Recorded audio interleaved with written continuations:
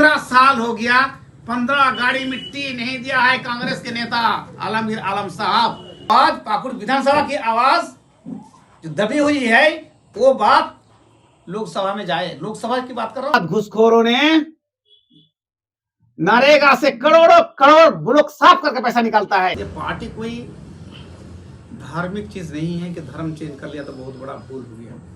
मजलूमों की आवाज कौन उठाता है, मजलूमों का हक कौन देता है? वोटर या हमारे कार्यकर्ता लोगों का ये ख्वाहिश थी कि हम लोगों को हर हाल में वैसी दमन थामना। 50 से ज्यादा साल उन्होंने ये पाकुड़ में राज किए। वो लोग MP और MLA, आप लोग हिसाब करके देखिए, 50 साल से ज्यादा ही कांग्रेस की हुकूमत यहाँ होगी, MP से और MLA से। लेकिन आज तक हमारे क्षेत्र में अस्पताल नहीं है, अस्पताल नहीं है। हमारे क्षेत्र में एजुकेशन का हाल देखिए, टीचर नहीं है। जो असल इंसान की मनुष्य को मनुष्य बनाने के लिए कहा जाता है कि शिक्षा एक ऐसी चीज है कि पशु पक्षी से और इंसानियत से मनुष्य से फर्क यही शिक्षा है, और उसी पे हम लोग कत्ल कर रहा है। आज तक हमारे क्षेत्र में कोई रोजगार का व्यवस्था नहीं हुआ। हाँ, एक ही चीज इन लोगों ने किया कि जाहिल बना के रखो।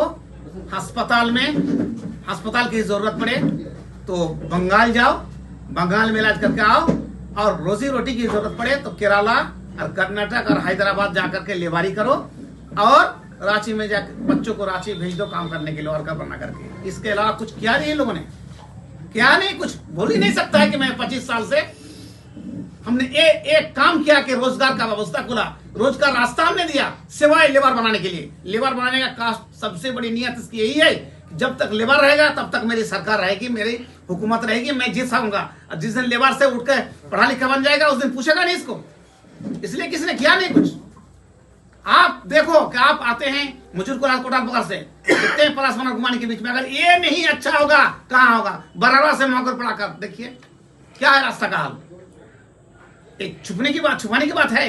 आज 15 साल हो गया, 15 गाड़ी मिट्टी नहीं दिया है कांग्रेस के नेता आलमगीर आलम साहब के मंत्री होते हुए। बहुत अफसोस की बात है कि भाई इतना दिन टाइम मिला, 15 साल से ज्यादा हो गया। जब से मैं हारा हूं एक गाड़ी मिट्टी नहीं गिरी रास्ता में, उसी से रास्ता रख दिया है 10 फीट का। ये सोचने का ये विकास है, ये विकास हमारे झारखंड सरकार की ये विकास है कि एक रोड है पाकुड़ साहिबगंज का, पाकुड़ से साहिबगंज जाने के लिए, और उसी रोड को अधूरा करके रख दिया है, एक गाड़ी मिट्टी नहीं दिया। इसमें सब ऑफिसर, सब MP MLA, सब मंत्रियां इस गाड़ी में चलते हैं, इस रास्ता में चलते हैं। मंत्री आते हैं, दो तरफ से गाड़ी बंद, MLA साहिब आती है, दोनों तरफ से गाड़ी बंद ताकि क्लियर रहे रास्ता। और बरारा में फरक्का एक्सप्रेस पकड़ने वालों को भीड़ में खड़ा रख करके गाड़ी छोड़ा देते हैं। बर्रा में गाड़ी पकड़ने के लिए उनको गाड़ी छोड़ा देते हैं, और ये लोग जब आते हैं तो गाड़ी रोक देते हैं दोनों तरफ, पुलिस खड़ा होकर के। ये है इन लोगों की हालत। जनता तुम गड्ढा में जाओ, जनता तुम दरिया में जाओ, कोई मतलब नहीं। हमारी गाड़ी, हमारा रास्ता क्लियर रहना चाहिए। तो इसलिए ये तमाम को देखते हुए हम लोग चाहते हैं कि हमारे पब्लिक की बात को हम यहाँ से दिल्ली तक उठा सकें। इन तमाम चीज़ों को सोचते हुए हम आज OICG की पार्टी का दामन थामे हुए हैं। 3 अस्पताल बना हुआ है पेशेंट के लिए। एक अस्पताल को इन्होंने चालू नहीं किया। आज हमने MSDB से करोड़ों की प्रोजेक्ट से, मैंने जिगरहट्टी से, बेलडंगा से, बरहरवा में, इस्लामपुर में 3 अस्पताल पड़ा हुआ है। इनको जब दबाव दिया हम लोगों ने, धरना दिया, तो इसको 1 करोड़ 60 लाख, 65 लाख मरम्मती के लिए 1 करोड़ 65 लाख का बजट पास करवा करके लूट लिया। पैसा को लूट लिया। मैं कह रहा लूट लिया। अगर झूठ बोलता हूं तो कितना पैसा खर्चा किया उन्होंने? अस्पताल का 1 करोड़ 60 लाख का बजट बना करके सरकार से पैसा उठाया। कितना पैसा खर्चा किया इन बेईमानों ने? कितना पैसा खर्चा किया? सब पैसा को लूट लिया सरकार की। गलत बोल रहा हूं मैं? ये अस्पताल रहते हुए बकरी का घर बनाया, छोटा छोटा अस्पताल का। इतना बड़ा बड़ा अस्पताल बना हुआ, उसको चालू नहीं किया।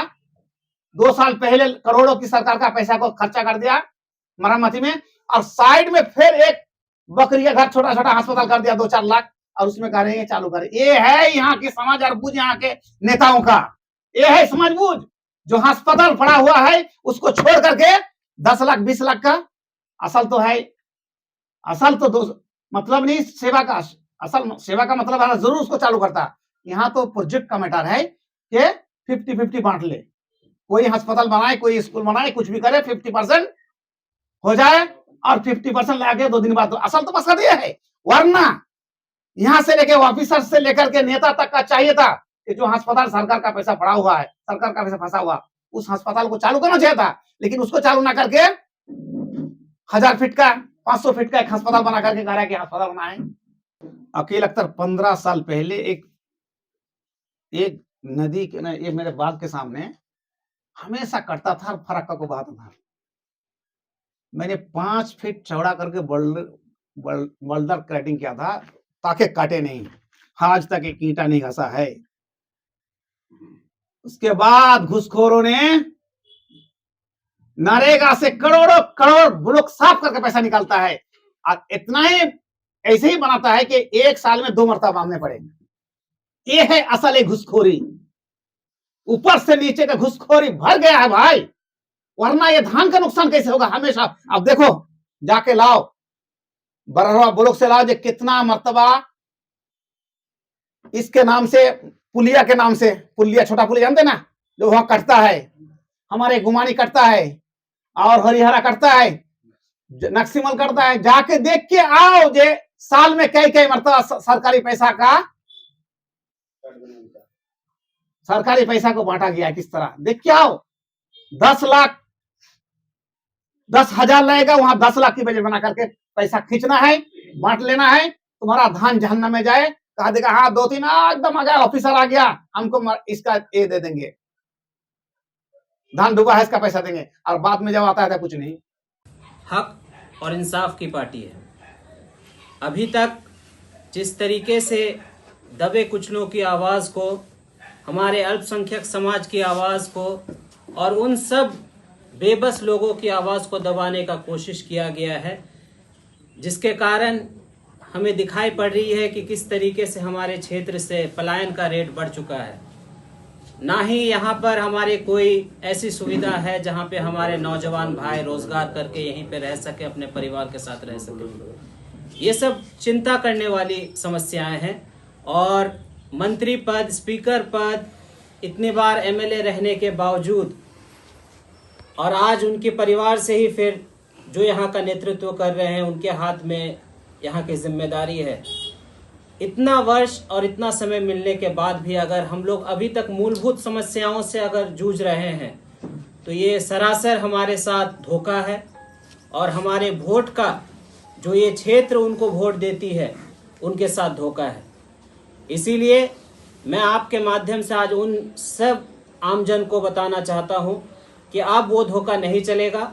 अब पाकुड़ विधानसभा से लेकर साहेबगंज जिला से लेकर पूरे झारखंड राज्य का नेतृत्व जो है एएमएम पार्टी मजबूती से करने वाली है। हर उन बुनियादी समस्याओं को पटल पर रखने का कोशिश करेंगे, और अगर प्रशासन और यहाँ के जो सरकार है उस चीज का उन समस्याओं का हल ना करे तो हम लोकतांत्रिक ढंग से जनता के साथ रास्ते पर उतर कर अपनी आवाज को बुलंद करेंगे और अपना हक लेने की पूरी कोशिश करेंगे।